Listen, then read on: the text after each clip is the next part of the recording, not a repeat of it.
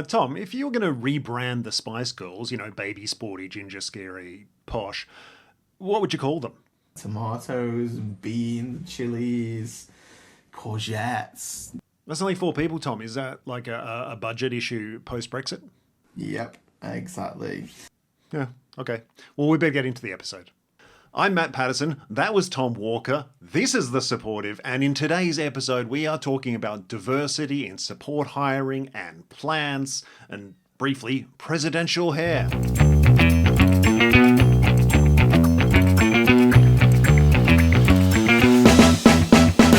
So I'm Tom, and I've been part of the Help Scout team for just over, coming up for 4 months tomorrow. But I've worked with Help Scout for 9 years.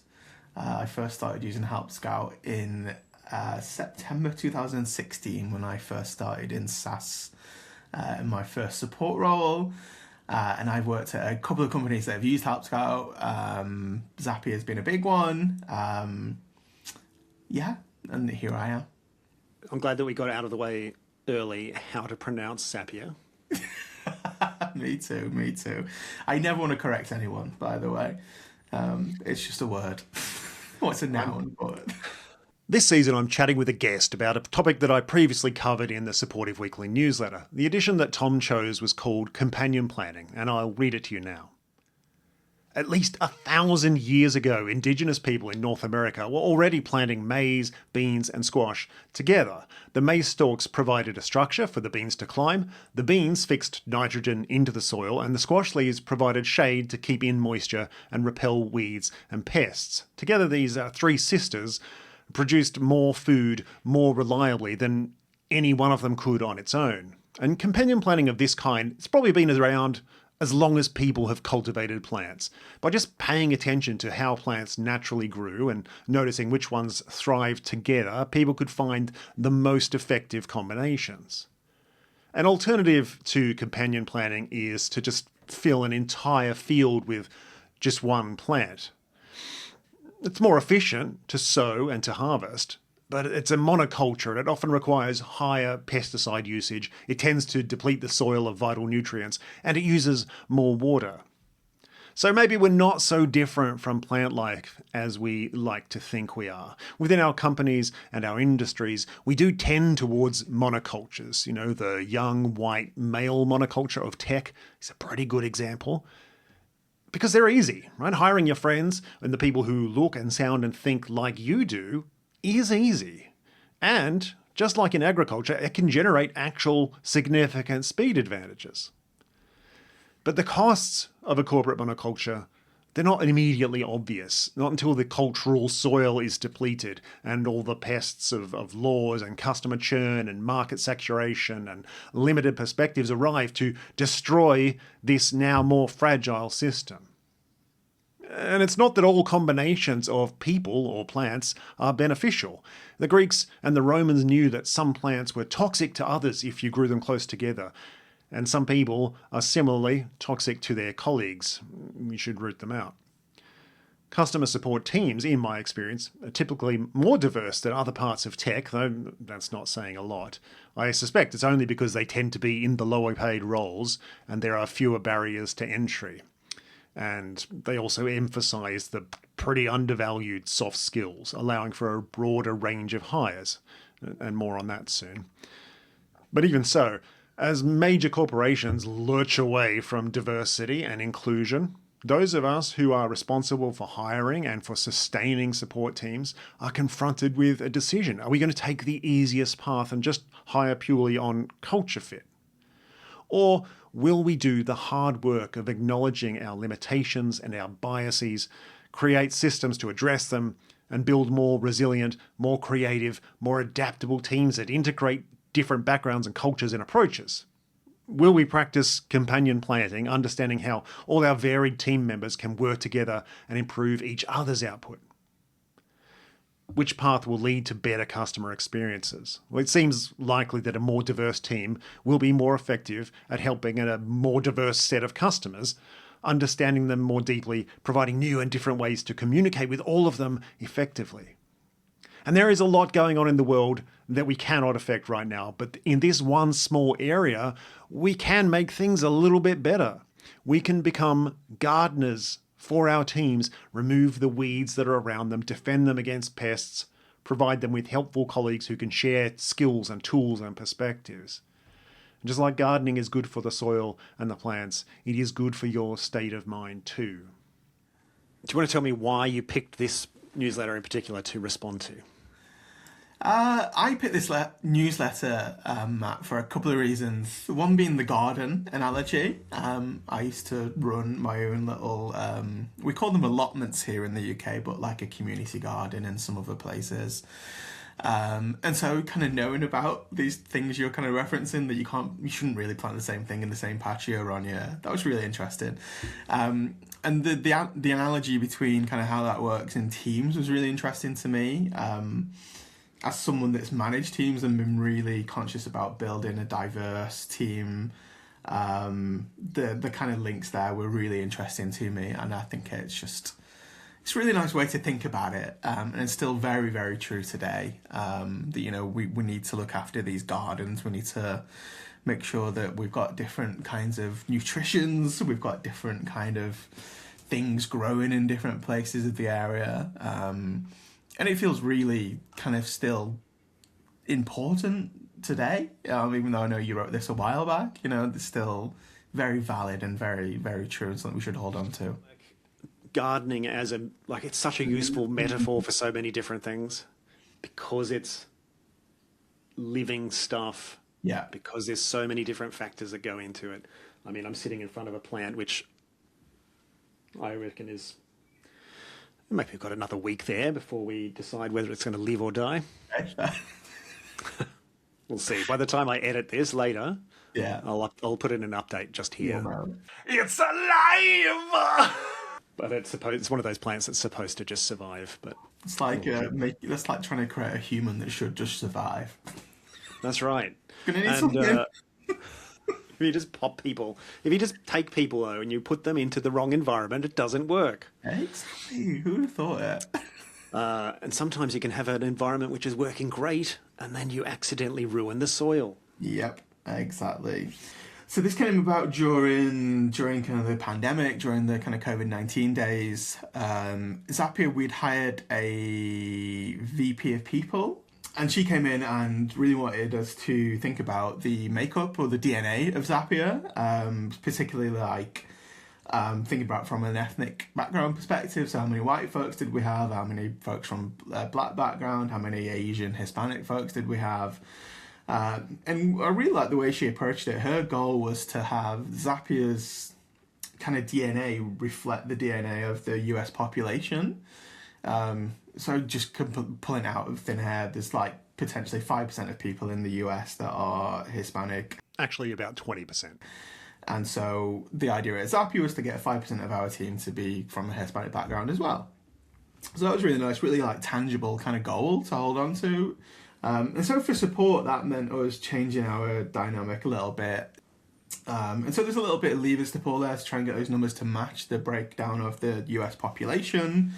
And so part of my job was to own that project. I was in charge of support hiring. It was going to be my role to kind of help support hiring meet this goal that the head of people had set. And so the first thing I really did was think, right, I can't do this alone. I'm a white man, I'm a cis white man. I can interview like anyone else in my position can in any company. I have a lot of privilege there because of my makeup and because of who I am. And so for me, it's I can't do this on my own. I'm going to need some different opinions.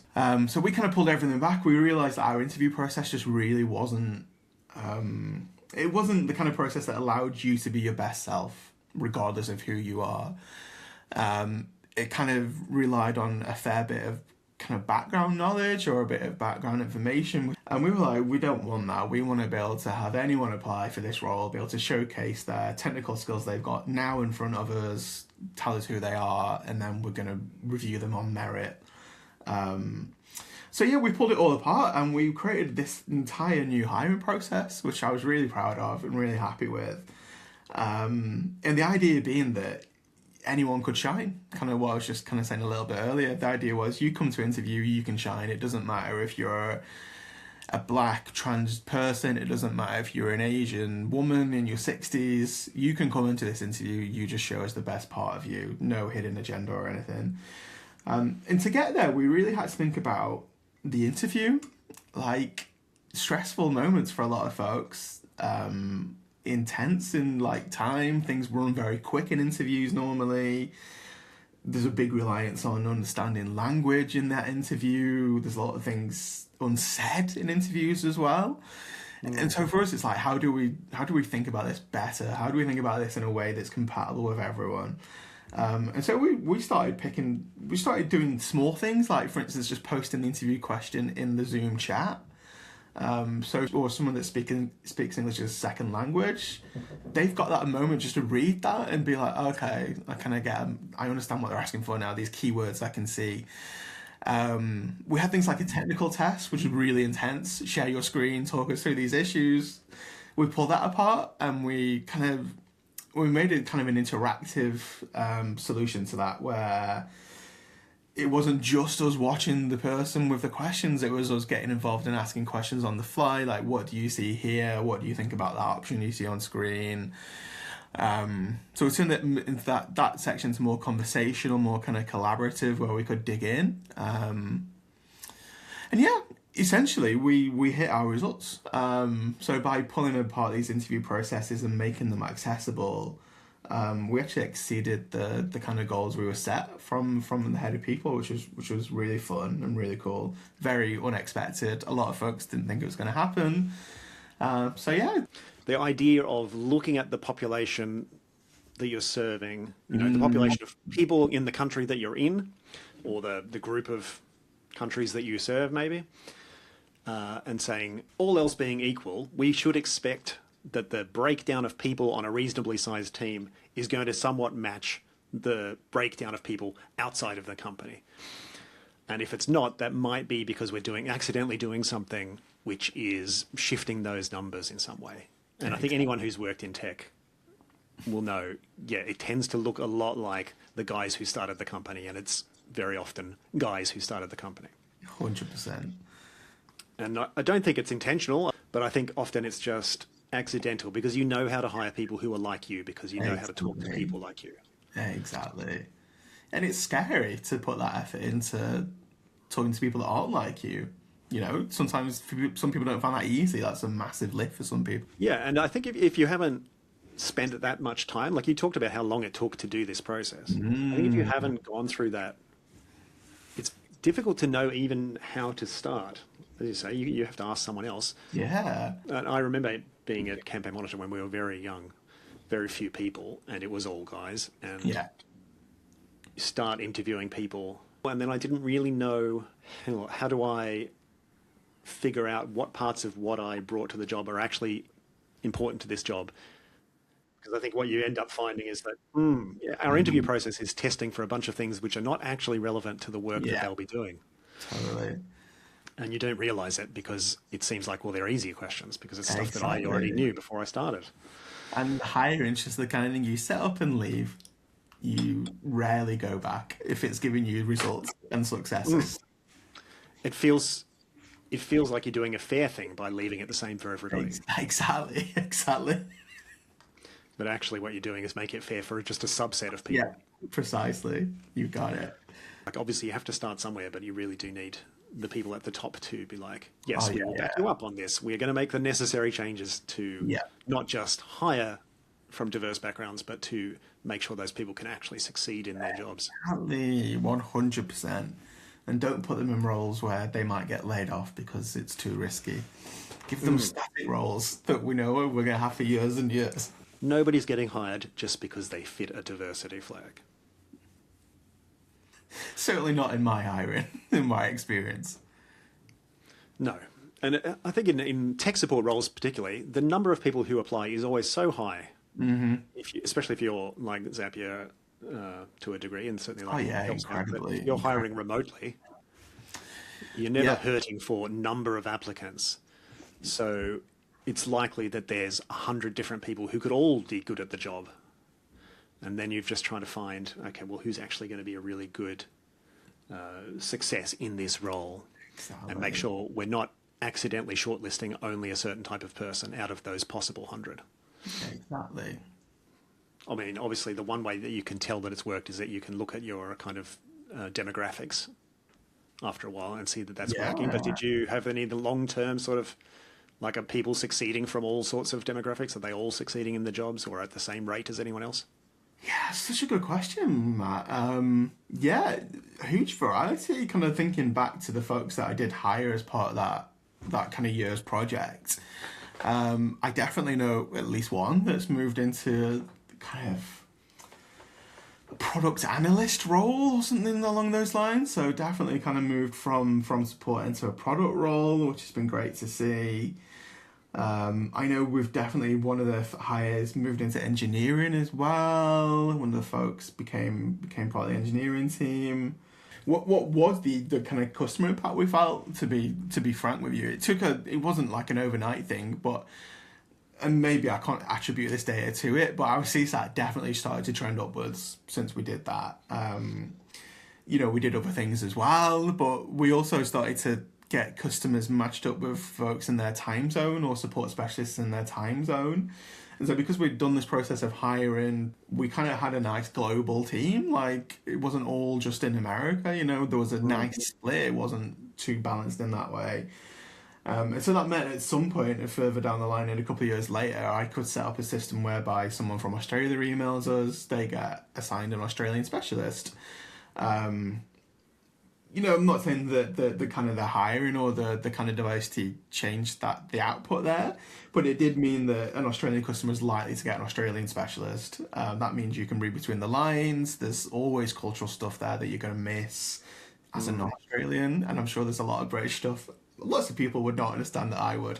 But having that kind of connection with that customer in that area kind of means that those unsaid things don't have to be said. Long term, I think it did have an impact, but I couldn't say for definitively this was a result of this. Yeah, I mean, all our workflows work upside down in Australia, of course. You just got to switch the whole thing around.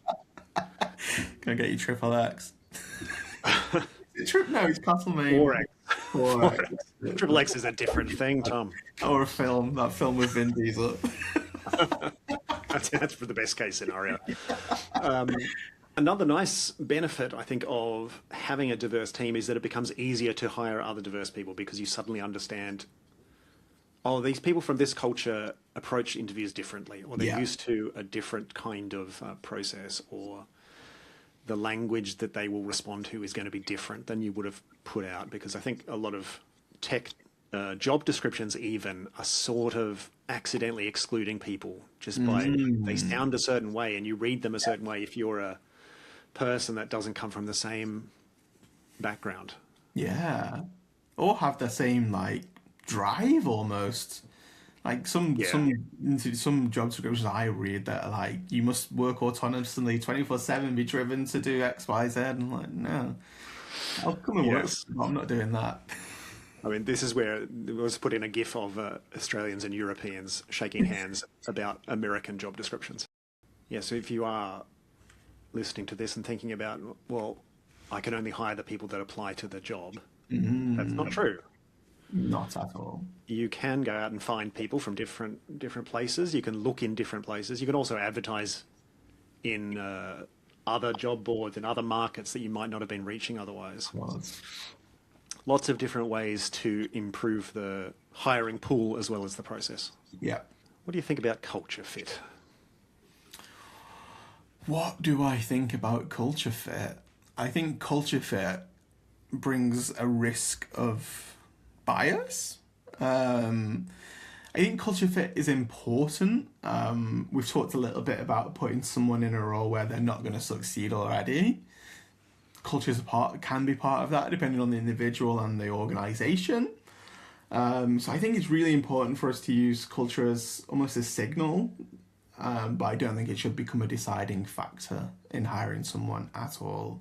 I think about when I was hiring and I would bring support people I'd bring them out to Australia from overseas and say, the main thing you're going to do in this week when you're here is not learn the technicalities of the product. We want to talk about this is how we think about customer service here, and this is how we treat our customers. That sort of fit is really important. Really, like if you don't care, if you're not going to treat customers in the way that I think they need to be treated, then you are not going to succeed in this job, and also you're going to make the customers miserable. But you can also say culture fit is you need to come to the pub with me on Friday so we can have beers or whatever. Yeah, definitely two facets to it. Can you think of anything when you starting like you're getting this team? It's a little bit broader. Maybe there's new types of people in the team. Probably means different kinds of conversations. Is there anything you think of like, oh, this is why we did it? Like this makes a difference. So I managed our EMEA region for Zapier Tier 2 support, and the impact that had in our region was astonishing in a really positive way.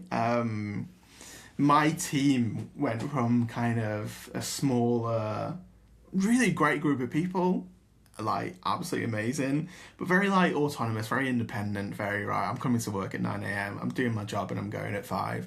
That's fine. But by kind of bringing in these different folks, the kind of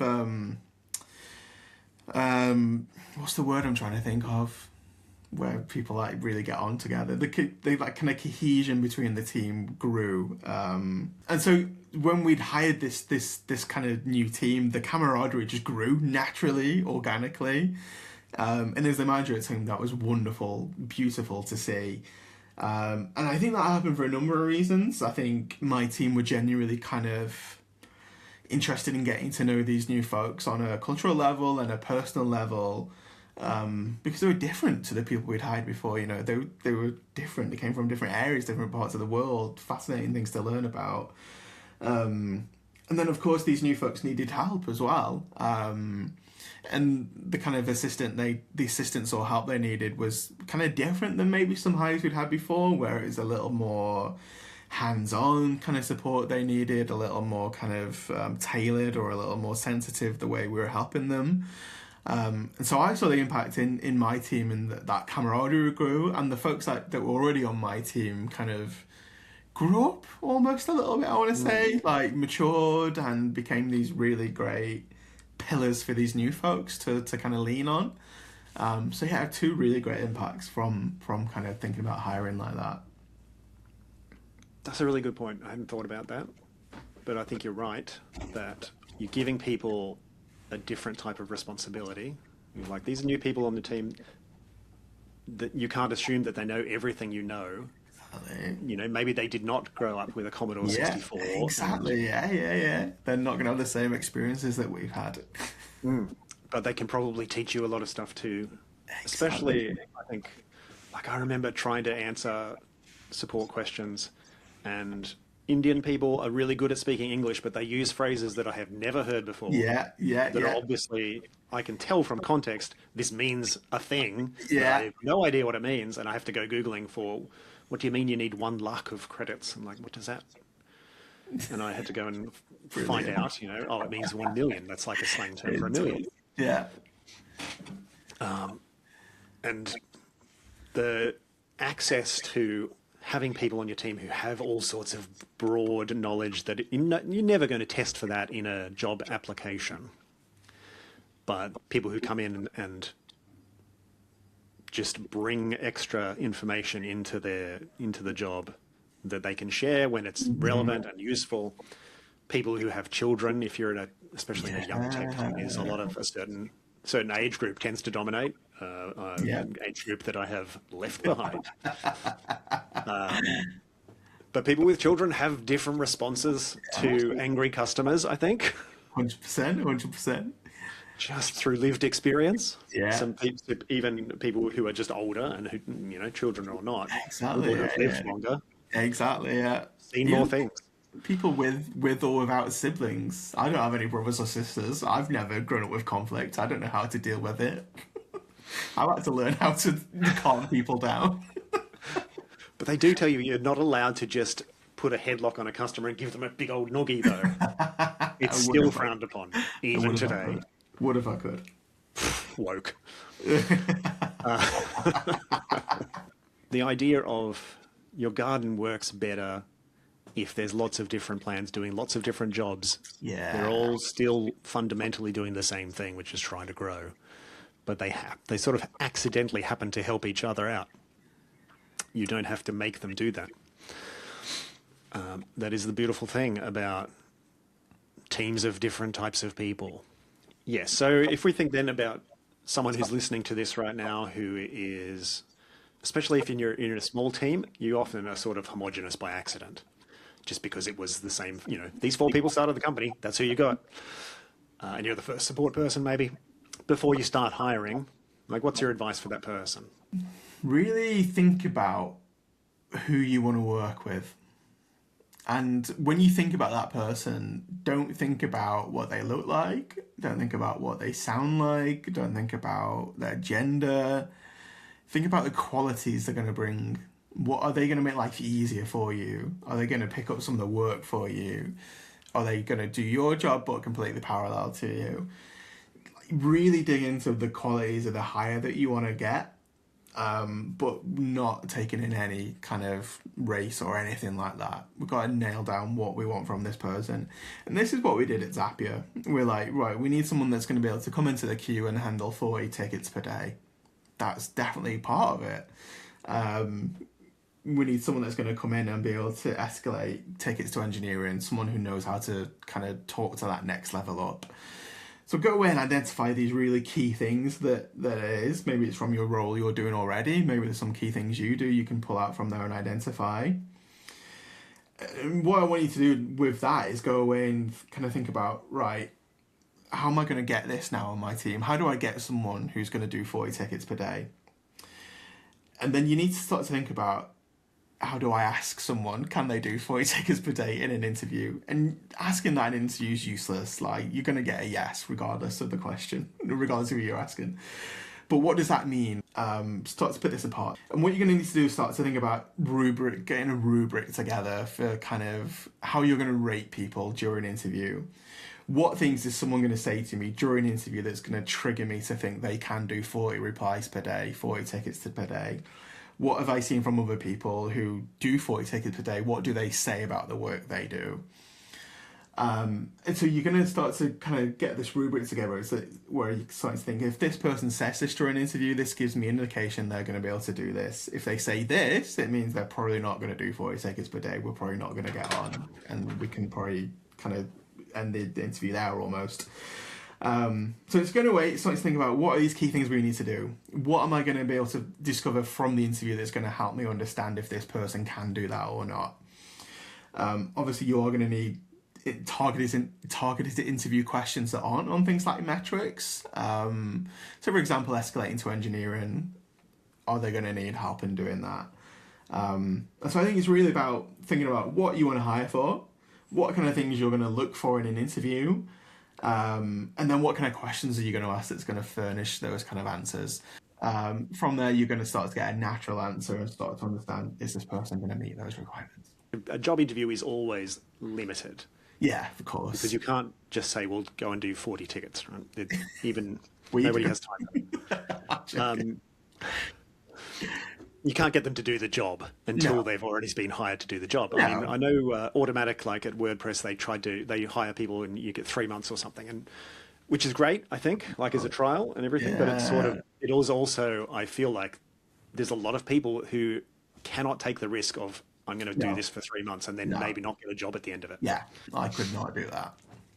So you're accidentally also cutting out there. But you're right, like you want to look for a certain type of person, not in the sense of their physical characteristics or their background or their whatever, but a certain type of person in that they think about things in a way that's going to allow them to do well at this work. So someone who is curious is going to probably do better in support than someone who does not care and won't bother looking up an answer if they don't know. 100%. Because we all use rubrics. I think that's the reality. Like, if you think, well, I don't have a rubric for this job, you probably do. You just don't know what it is. Yeah. You You haven't should thought put about that. It's in your head rather than on paper. Yeah. Like, I'm pretty sure that the entire nation of America has a rubric for president, which is like, they've got to be tall. They've got to have pretty good hair. Or pretty weird hair, I suppose, in some cases. Where did it all go wrong then?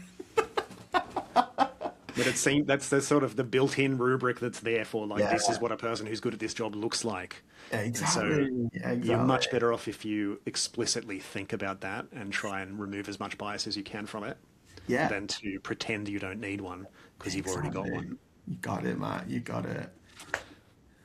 Big thanks to Tom for sharing his real world experience in actively creating a more diverse support team. It is easy to talk the talk, but taking on a project like this and paying attention to what works and what doesn't work and seeing the whole thing through, that is so much harder. But we're all here thinking about what our support teams will look like and how humans will work with AI tools to serve customers.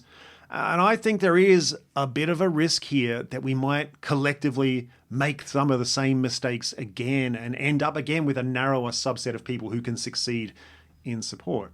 One of the beautiful things about customer support work is how many different types of skills support work can make good use of, and therefore how many different backgrounds support people can come from and see success in the field.